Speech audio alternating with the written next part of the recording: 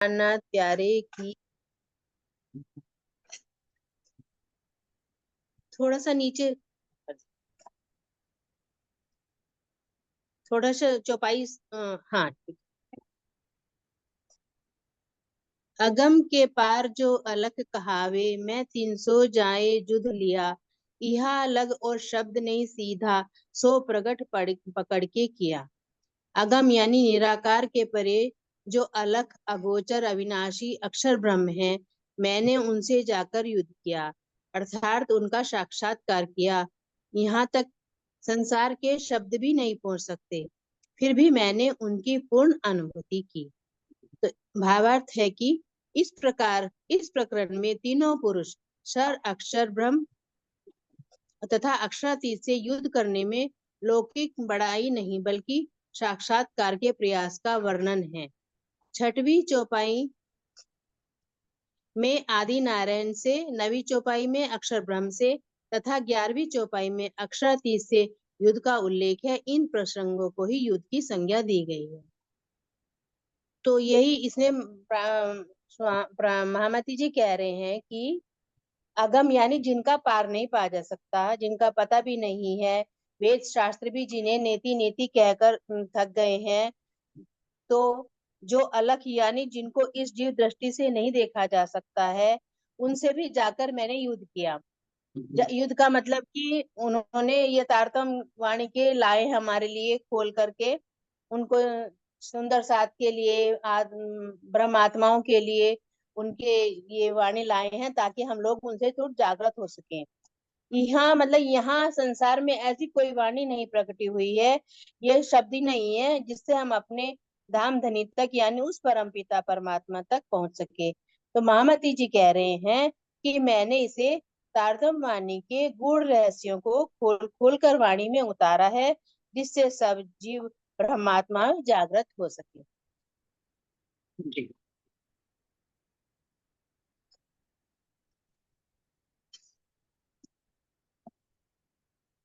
इन आत्म को घर यही अक्षर है, ये तो पार ब्रह्म पर खाया। ये युद्ध जीतिया मैं सहेजे सतगुरु जी की दया। तो मेरे अक्षरातीत प्रियतम ने यह पहचान दे दी कि इन पंच वासनाओं का स्थान अक्षर ब्रह्म ही है।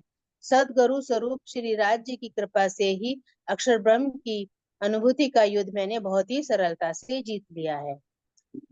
अक्षर ब्रह्म परम धाम के अंदर अक्षरधाम में रहते हैं, जिनकी लेकिन उनकी लीला का धाम बेहद मंडल है। इस बेहद में ही अक्षर ब्रह्म की पंच वासनाओं का स्थान है, मूल अक्षर धाम में नहीं है।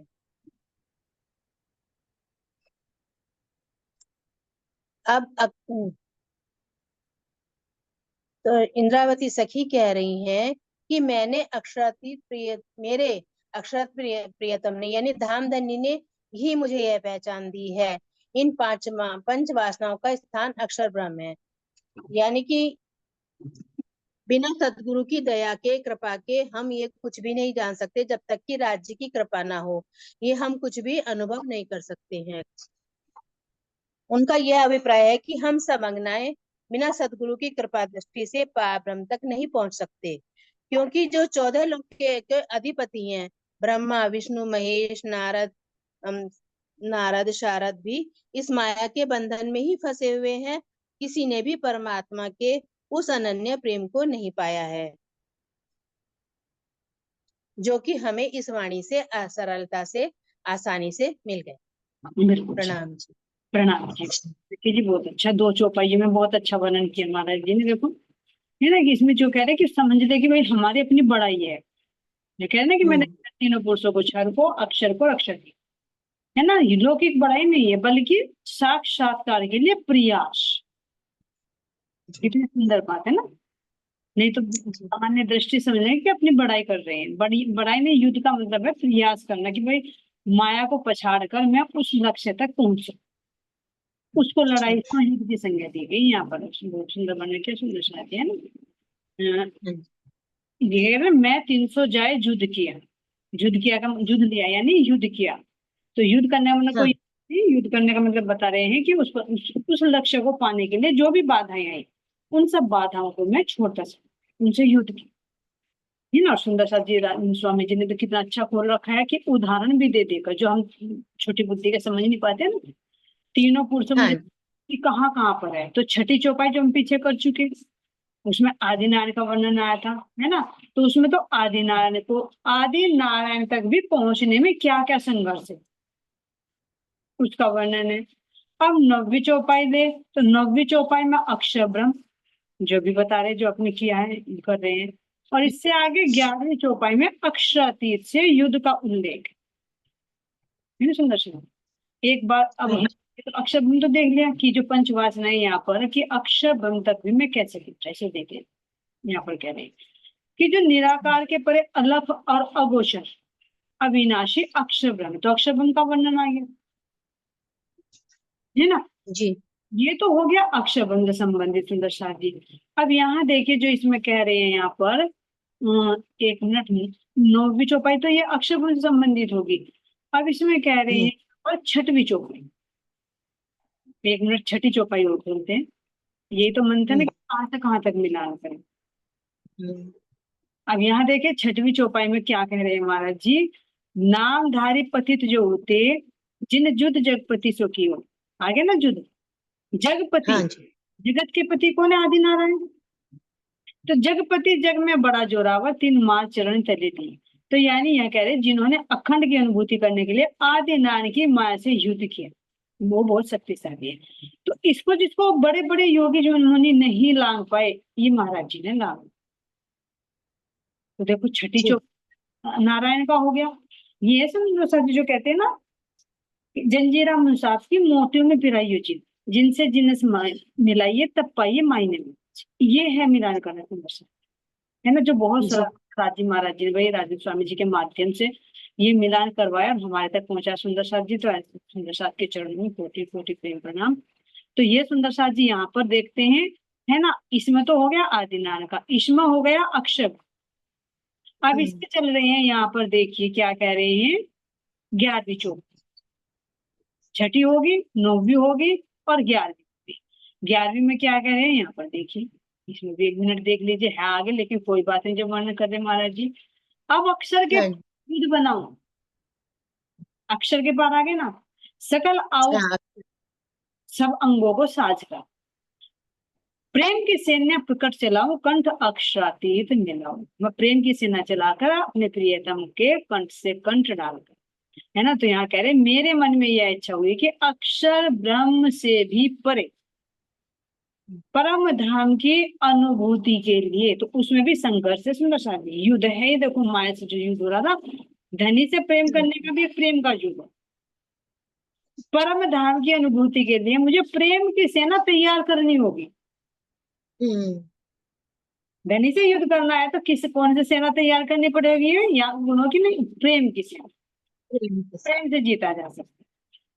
और प्रियतम अक्षरातीत से गले मिलने के लिए मुझे अपने हृदय में सभी अस्त्र शस्त्र, अब वे अस्त्र शस्त्र कौन से, जिनसे युद्ध किया जाएगा, अटूट श्रद्धा, समर्पण, विरह और प्रेम को भर ये हृदय में लेना पड़ेगा। अटूट श्रद्धा, यानी जो श्रद्धा डगमगाए, संकट आने पर भी ना डगमगाए, कि मेरे धनी है तो चाहे सुखी हूँ चाहे दुखी हूँ, मेरे हैं जो भी है मैं उनकी। यही अटूट श्रद्धा ही से ही समर्पण प्रकट होगा। और जी। समर्पण से जब उनका दर्शन नहीं होगा तो विरह होगा, और विरह से फिर प्रेम,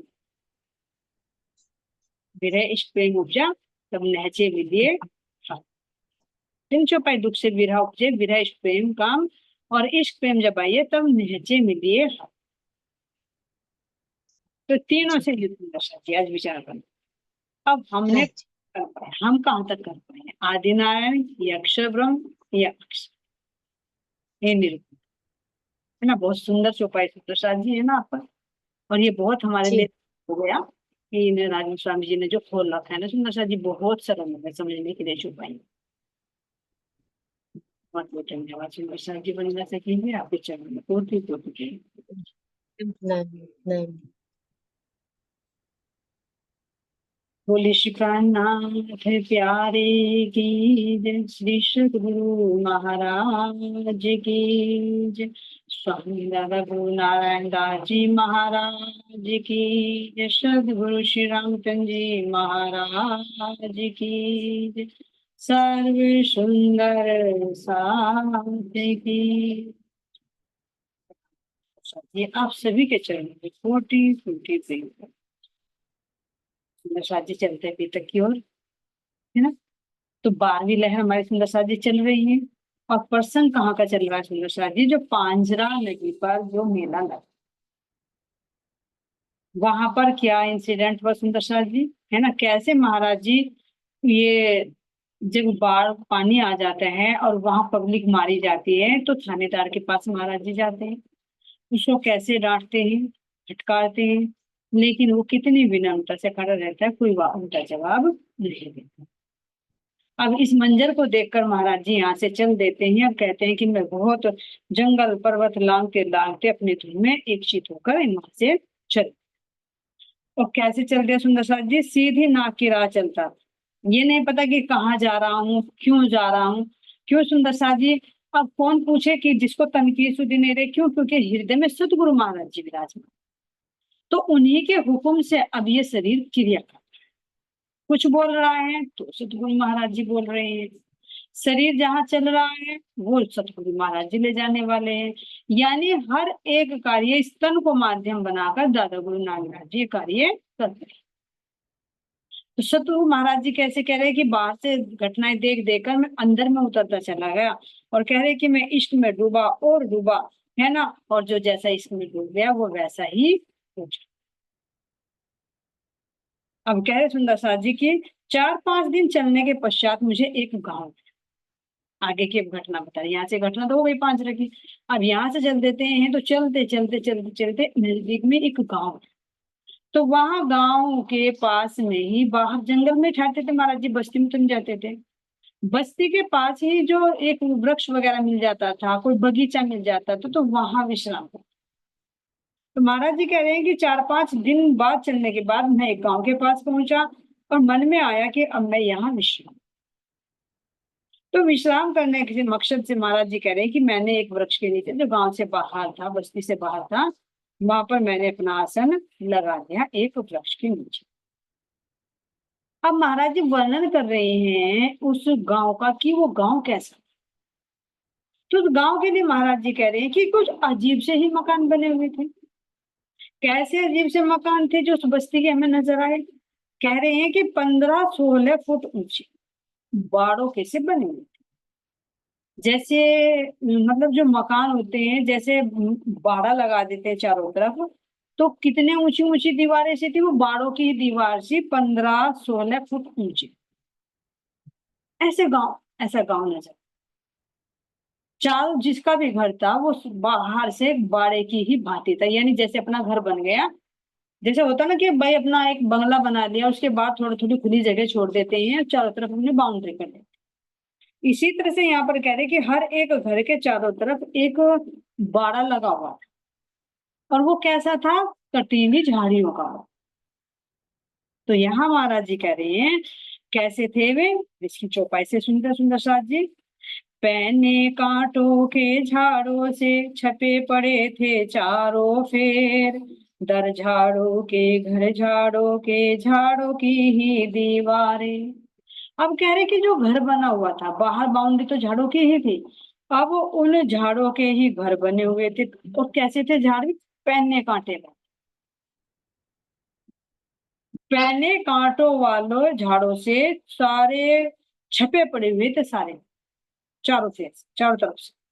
उनके दरवाजे भी झाड़ों के ही थे, उनके दीवार भी झाड़ों की थी, और उनकी छतें भी झाड़ों की थी। कह रहे इस माहौल को देखकर, इस दृश्य को देखकर महाराज जी कह रहे कि ऐसा लगता था कि पूरा गांव ही झाड़ का बना हुआ हो,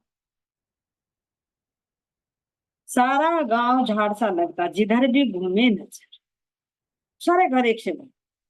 अब महाराज जी से कह रहे हैं हमें देख कर एक व्यक्ति उन ग्रामीणों में से आया, और हमारे पास आने कर उसने हमको समझाया।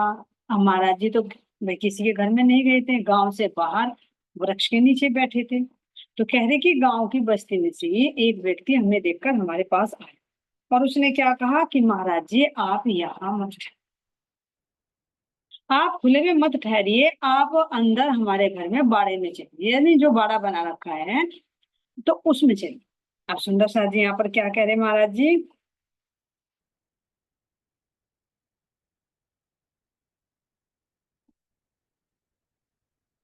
ओ बाबा जी तुम यहाँ न ठहरो, यहाँ शेर आ जाता है, रोज यहाँ के ग्रामीणों को आकर तंग बनाता है। तो महाराज जी को कहा उसने, उसके अंदर दया भाव आई कि महाराज जी आप यहाँ न ठहरे, है ना।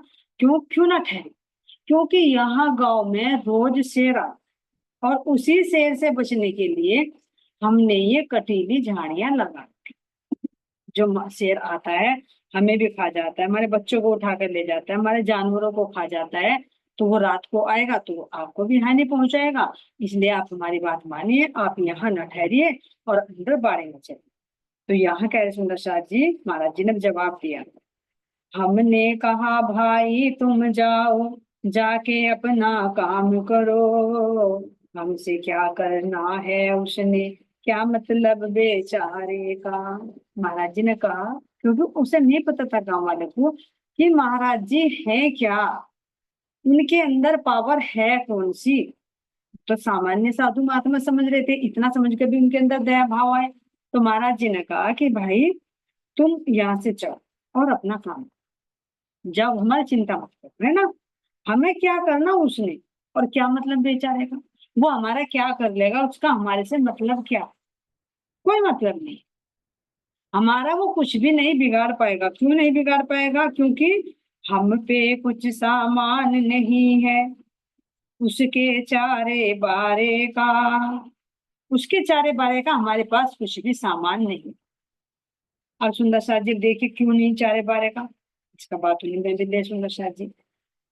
तो चारे का एक तो महाराज जी का शरीर इतना वो नहीं है कि भाई खा जाएगा और पी जाएगा, लेकिन फिर भी जैसे हड्डियां भी हैं कुछ भी है तो उसको तो खा सकते थे, शेर खा सकता था। लेकिन महाराज जी यहाँ क्या संकेत दे रहे हैं कि उसके चारे बारे का हमारे पास कुछ सामान है। तो यानी कहीं ना कहीं कुछ संकेत दिखाना चाहिए। नहीं तो उन्होंने शेर को थोड़ी देखना है कि भाई वो मोटा है या पतला है, उसको तो खाने से मतलब है, मांस चाहिए उसको तो जीव जिंदा। लेकिन महाराज जी क्या संकेत दे रही हैं कि चारे बारे का हमारे पास कोई भी सामान है नहीं, तो उससे हमारे का क्या मतलब है।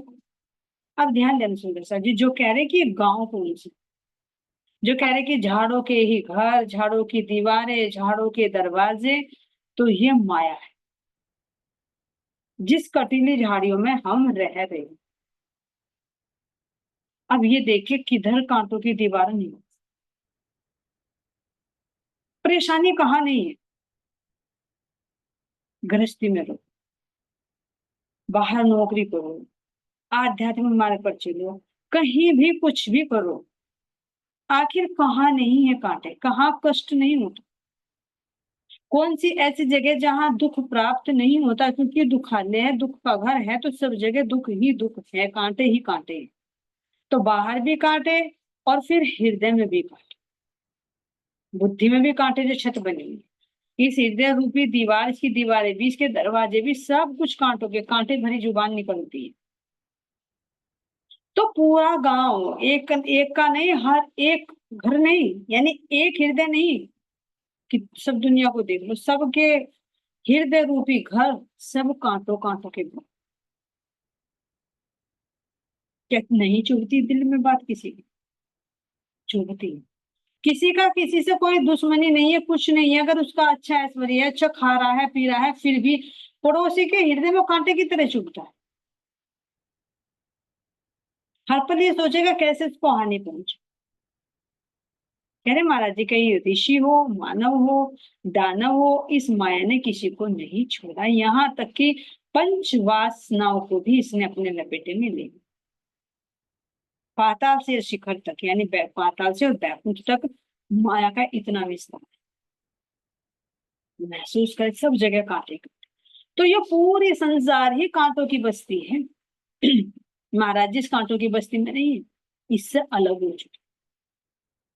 कौन सी सुंदर सा जी? उस ब्रह्म ज्ञान रूपी वृक्ष के नीचे बैठ चुके जो वाणी है, जो वाणी मेरे प्यू की न्यारी जो संसार, ये वाणी मेरे प्यू की संसार से न्यारी है। तो इसी ब्रह्म ज्ञान रूपी वाणी के नीचे तो मेरे सतगुरु बैठे हैं, इस संसार से, इस कटीली बस्ती से अलग।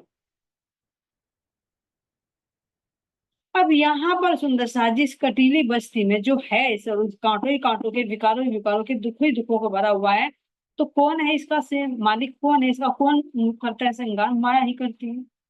तो जो शेर है रोज आता, एक तो कांटे हैं ही जिन कांटों में हम रह रहे हैं, दूसरी माया हमला भी बोलती, रोज रात्रि को आती है। रात्रि का मतलब अज्ञान,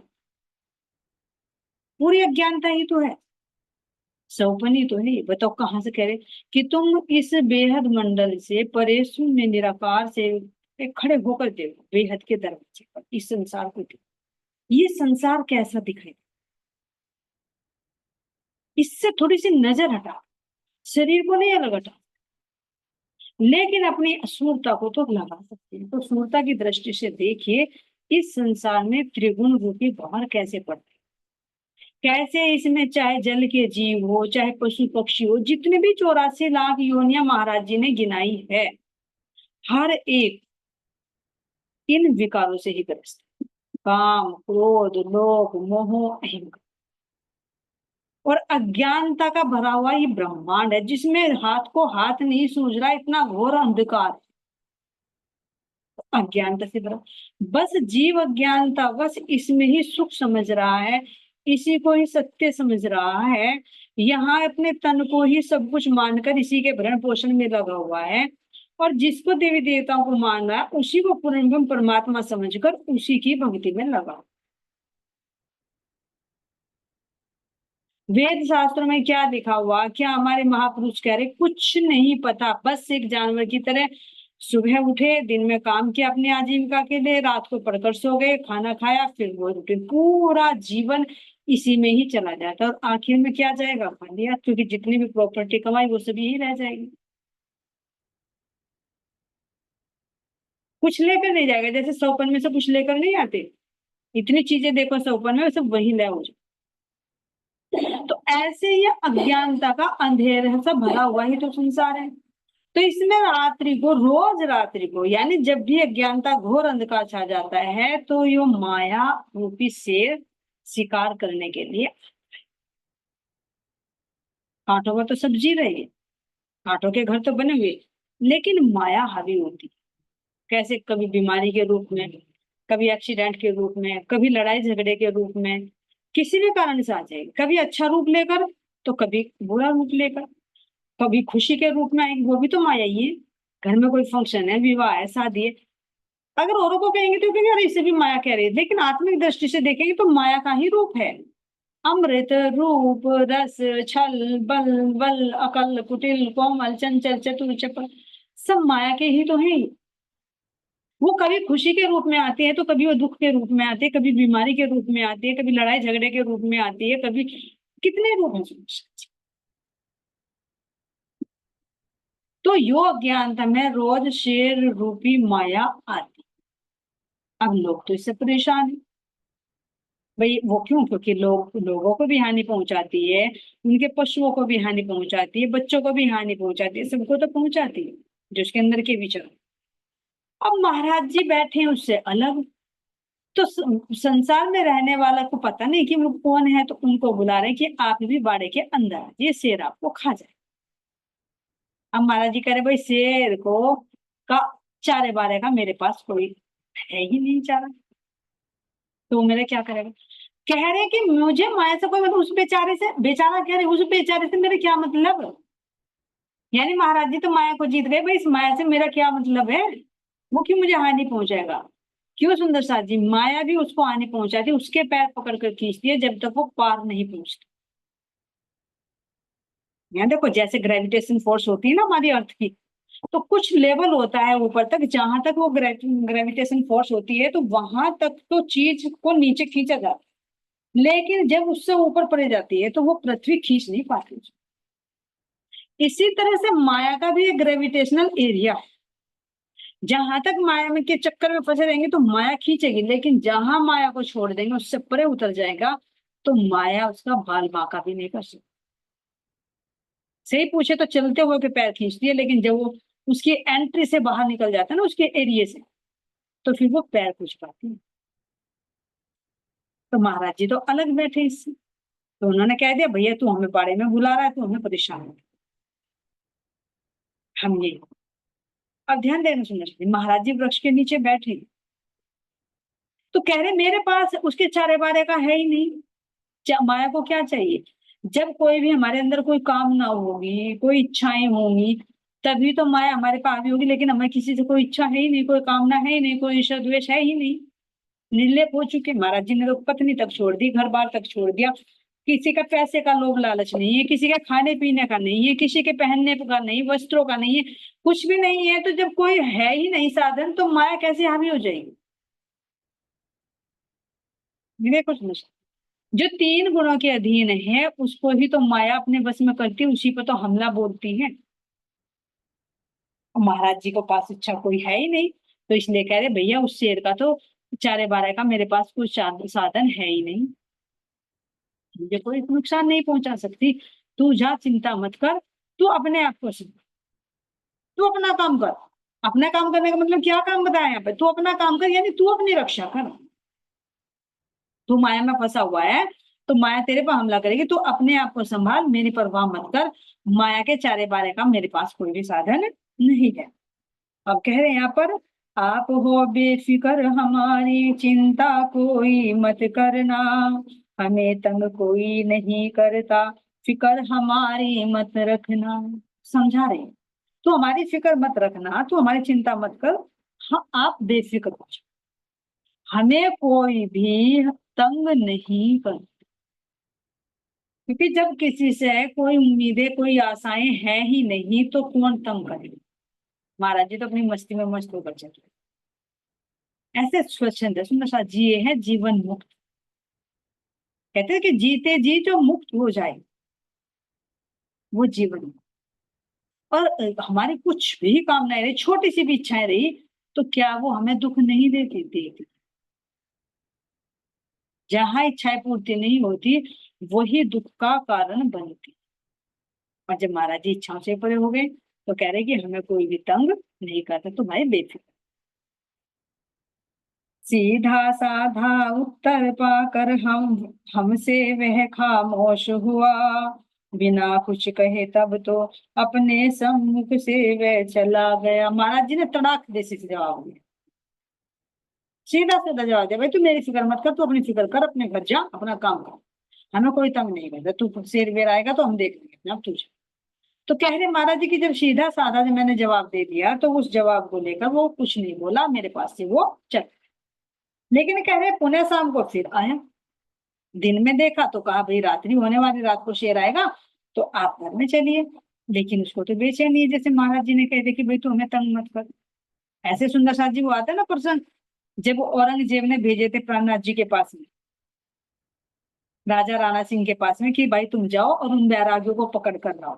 तो महाराज जी ने कहा था कई कई बार सूचनाएं भिजवाई, कुर्बन खानों की सेना आ रही है, भाई हमला कर देगी, वो बैरागियों को पकड़ कर ले जाएगी, आप यहाँ से चले जाइए। कई मंत्रियों को भी भेजा है ना, फिर बाद में पत्र भी भेजा। लेकिन महाराज जी ने कहा भाई तू चिंता मत कर, हम तो इसी इंतजार में कि वो आए, हम उससे मिलना चाह रहे हैं, हम अपने आप निमट लें। लेकिन उसको विश्वास नहीं था, वो पहचान नहीं पा रहा था उनके स्वरूप को कि कौन है उनके अंदर बैठे। उसे औरंगजेब से तो डर था, इसलिए महाराज जी को ही कह दिया कि आप यहाँ से चले जाइए। ध्यान देना सुंदर साहब की। और जब इतना कहा कि चले जाइए, तो देखो कैसे उसका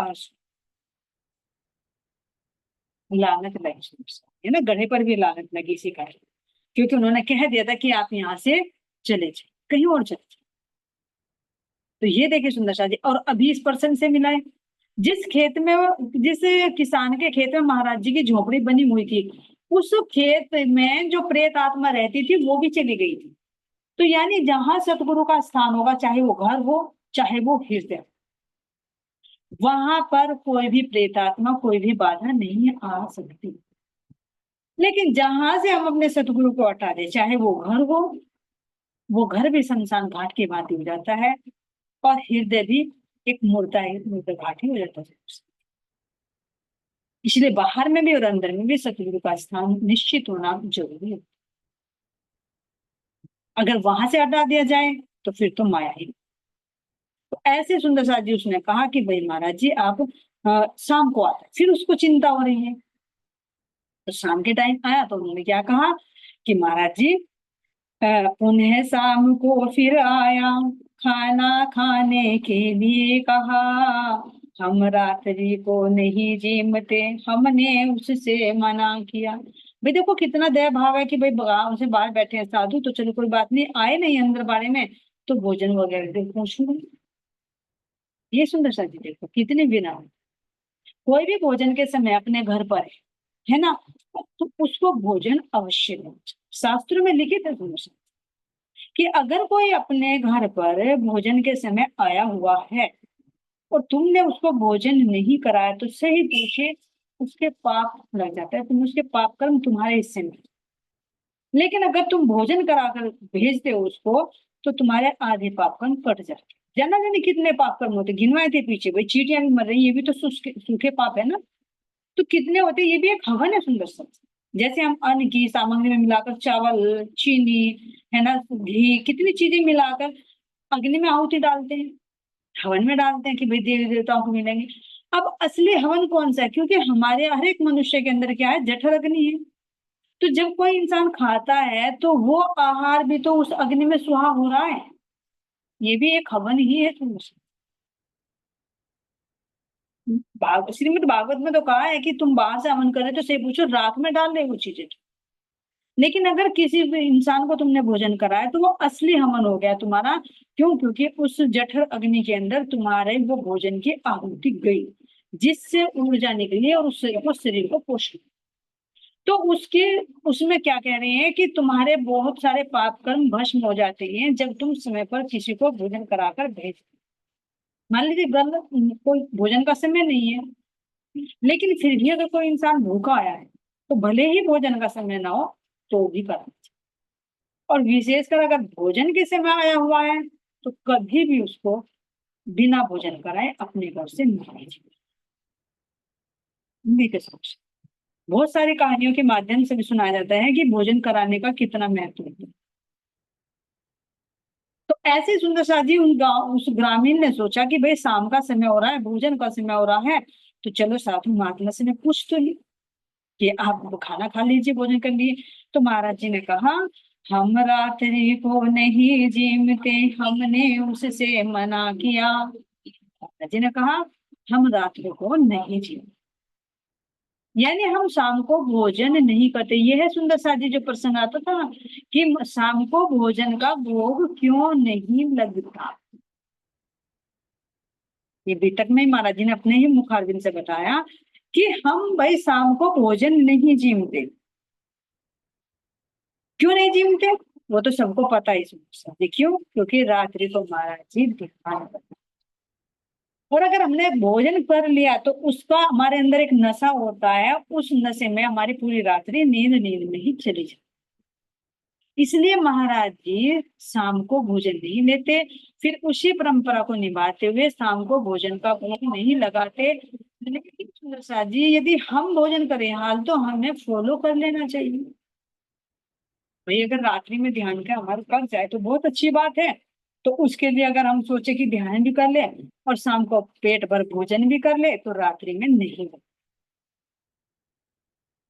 देखा प्रैक्टिकल करके, अगर रात्रि में हल्का सा भी लो ना, दलिया ले लो या मूंग की दाल की खिचड़ी वगैरह ले लो, तो भी नींद इतनी नहीं है। जब हम हैवी भोजन करते हैं, तली हुई चीजें ये ज्यादा एक्स्ट्रा रोटी खा लेते हैं तो काफी नींद आती है। लेकिन हल्का आहार लो तो भी इतनी नींद नहीं आती, तो ध्यान अच्छा होगा। तो महाराज जी तो रात रात भर ध्यान करते थे, तो इसलिए क्या है कि हम रात्रि को भोजन नहीं करते। तो अब क्या कह रहे हैं यहाँ पर, अब फिर भी वह एक पाव दूध इनकार किया पर ले आया, हमने पी पा करके उसको अपना धूना सिलगाया। कह रहे महाराज जी कि मैंने मना किया, मना करने के बावजूद भी वो एक पाव दूध लेकर आया।